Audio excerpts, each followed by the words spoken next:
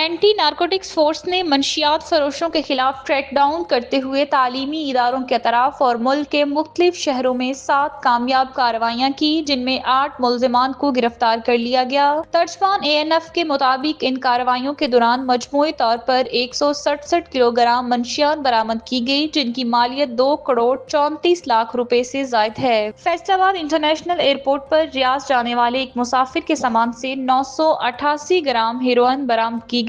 لاہور کے قصور روڈ پر کارروائی میں 3 ملزمان سے 5 کلو ہیروئن اور 3 ڈرونز قبضے میں لیے گئے۔ اسی طرح حیدرآباد کے آٹو بان روڈ پر ایک کورئر آفس کے قریب گاڑی سے 3 کلو چرس برآمد ہوئی اور 3 ملزمان کو گرفتار کیا گیا۔ پشاور میں یونیورسٹی روڈ کے قریب ایک گاڑی سے 3 کلو ہیروئن اور 14 کلو چرس قبضے میں لی گئی۔ ANF کے مطابق تمام گرفتار ملزمان کے خلاف انسداد منشیات ایکٹ کے تحت مقدمات درج کر کے مزید تحقیقات شروع کر دی گئی ہیں۔